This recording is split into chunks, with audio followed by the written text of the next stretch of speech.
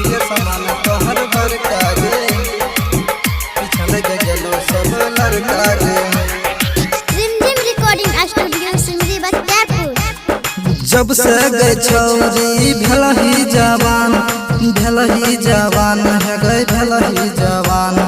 जब से गए छौरी भलही जवान है गए भलही जवान। देखी के समान तोहर बड़का गए पीछा लग गेलो सब लड़का गए। देखी के समान तोहर बड़का गए पीछा लग गेलो सब लड़का गए। जब से गए छौरी भलही जवान है गए भलही जवान। जब से गए छौरी भलही जवान है गए भलही जवान। देखी के समान तोहर बड़का गए पीछा लग गेलो सब लड़का गए। देखी के समान तोहर बड़का गए पीछा लग गेलो सब लड़का गए।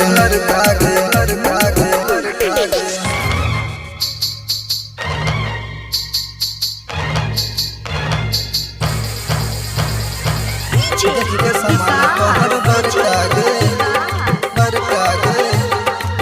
पीछा लग गेलो सब लड़का गे लड़का गे। रिमझिम रिकॉर्डिंग स्टूडियो सिमरी बख्तियारपुर। छोटे रहोगे छौरी भागलो केना आम गे छोटे रहोगे छौरी भागलो केना आम गे।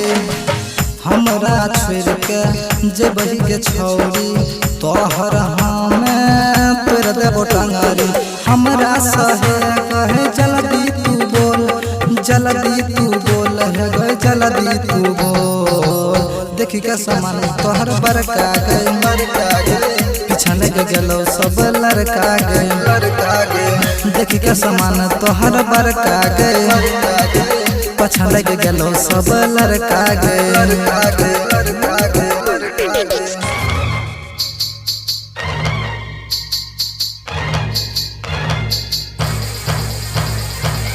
देखी के समान तोहर बड़का गे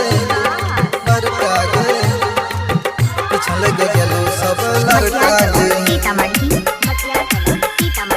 लड़का गे। रिमझिम रिकॉर्डिंग स्टूडियो सिमरी बख्तियारपुर। दिल खुश दीवाना बेदर्दी के संग में कटाबै छी अपन रात गे दिल खुश दीवाना बेदर्दी के संग में कटाबै छी अपन रात गे। गाँव घर के लोग पूछतो तोरा क्या कर छियो छोड़ी के निशान। सोनू साहिल सह जांच कर के छोड़ी मोहर लगा। देखी के समान तोहर बड़का गए पछा लग गेलो सब लड़का गए। देखी के समान तोहर बड़का गए पछा लग गेलो सब लड़का गए। रिमझिम रिकॉर्डिंग